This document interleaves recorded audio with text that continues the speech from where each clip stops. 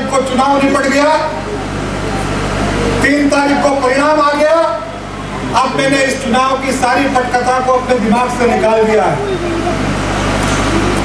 और मैं आप सब लोगों को फिर एक वचन दे रहा हूं, जो पार्टी का काम करेगा वो मेरे सर आंखों पर रहेगा। कल तक की बातों को भूल जाइए और भारतीय जनता पार्टी के लिए सारे के सारे कार्यकर्ता मन से लग जाइए। आपके बीच में खड़ा हूं और पहली बार उद्बोधन कर रहा हूं और मेरे इस उद्बोधन में इस बात को याद रखना कि बार बार तेज बहादुर सिंह विधानसभा का चुनाव लड़ने नहीं आएगा, लेकिन हर बार भारतीय जनता पार्टी चुनाव लड़ने आएगी। भारतीय जनता पार्टी का कार्यकर्ता चुनाव लड़ने आएगा। ऐसे चुनाव लड़ रहा था जैसे सरपंच का चुनाव लड़ रहा है, उसका चुनाव है तो खुद विधानसभा का चुनाव लड़ रहा है। जिस दिन से चुनाव में हिस्सा लेना प्रारंभ किया, जवाबदारियों का निर्वहन करना प्रारंभ किया, मेरे जीवन के अब तक के चुनाव में इतना सरल चुनाव मैंने कभी नहीं देखा, इतना आसान चुनाव कभी नहीं देखा। लोगों के मुबालते थे कि 50,000 से जीतने वाले हैं,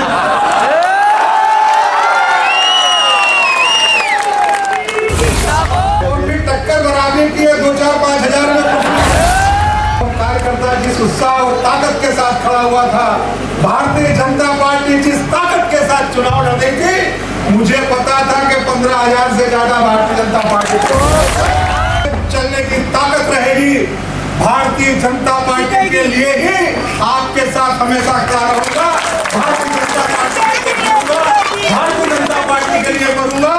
और इसलिए कि अगर हिंदुस्तान में भारतीय जनता पार्टी मजबूत है तो हिंदुस्तान मजबूत है।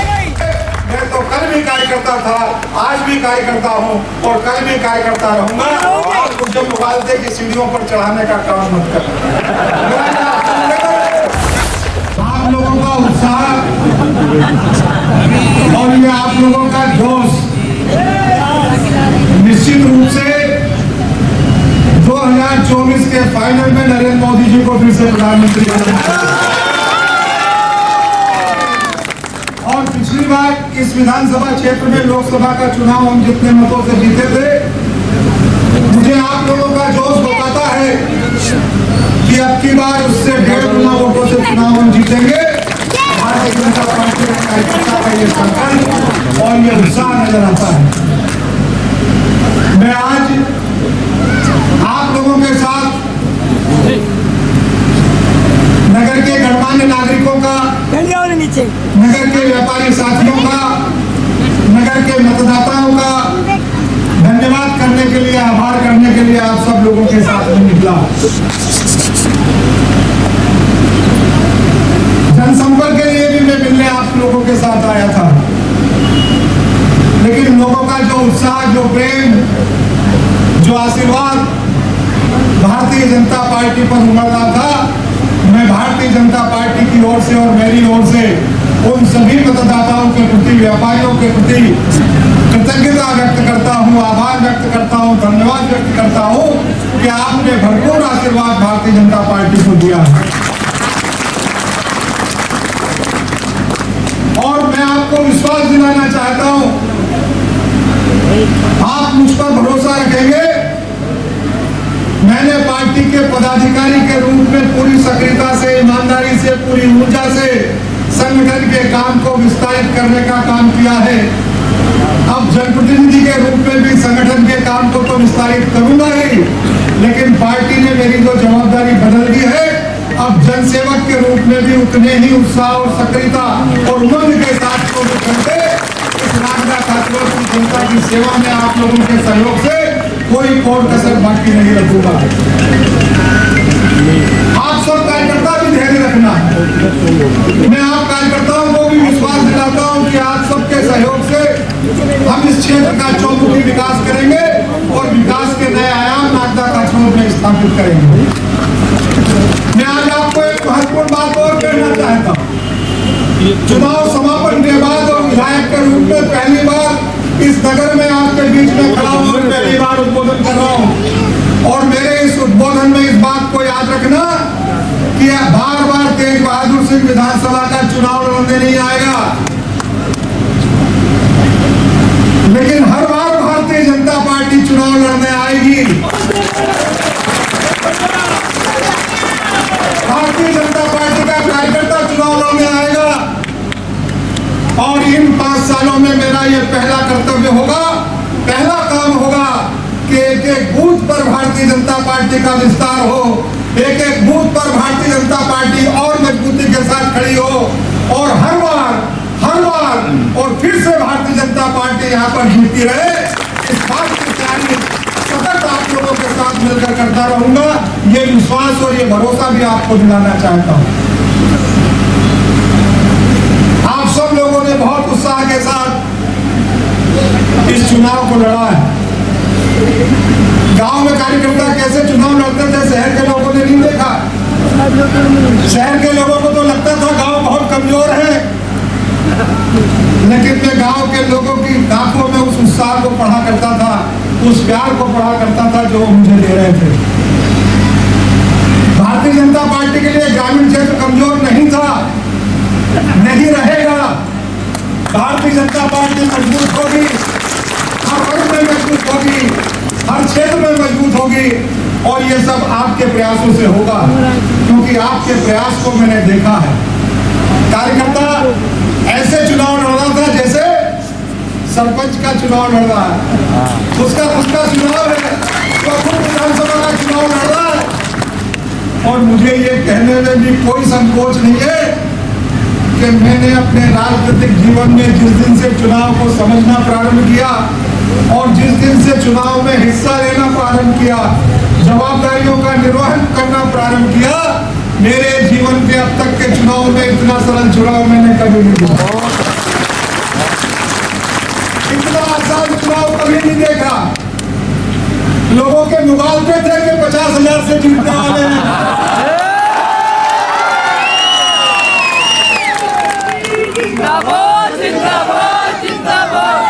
10 दिन में मुबालते नीचे आए, 30,000 से जीतने लगे, फिर 20,000 से जीतने लगे, फिर 10,000 पर आ गए और फिर टक्कर बराबरी की 2-4-5,000 में।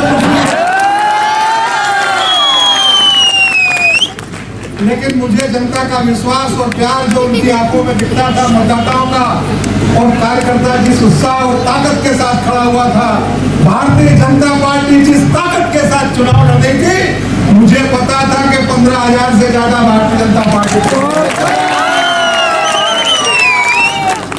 आखिरी के 1-2 दिन में मतदान के दिन फिर लोगों का विश्वास डगमगाया, फिर लोग कहने लगे गड़बड़।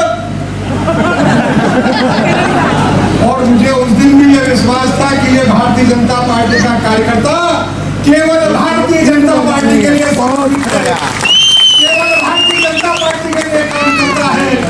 ये कार्यकर्ता राष्ट्र को समर्पित भावना से काम करता है, राष्ट्र के लिए काम करता है, राष्ट्र के लिए जिएगा, राष्ट्र के लिए मरेगा।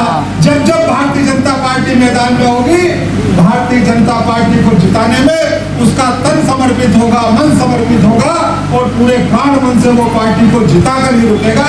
ये मेरा विश्वास था। आपने अपने विश्वास को कायम रखा है। आपने जिस चुनौती से ये चुनाव को लड़ा है, मैं आपको वायदा करता हूं कि मैं आपकी इस चुनौती को, मेहनत को, जज्बे को जीवन पर्यंत याद रखूंगा। जब तक जीऊंगा और जब तक मेरे पैरों में चलने की ताकत रहेगी, भारतीय जनता पार्टी के लिए ही आपके साथ हमेशा खड़ा रहूंगा। भारतीय जनता पार्टी के लिए जीऊंगा, भारतीय जनता पार्टी के लिए मरूंगा। और इसलिए कि अगर हिंदुस्तान में भारतीय जनता पार्टी मजबूत है तो हिंदुस्तान मजबूत है। भारतीय जनता पार्टी अगर सशक्त है तो भारत सशक्त है, भारत सशक्त है तो फिर हम परम वैभव पर विश्व गुरु की ओर अग्रसर है। और ये सब संभव होगा भारतीय जनता पार्टी के सशक्तिकरण से, मजबूतीकरण से।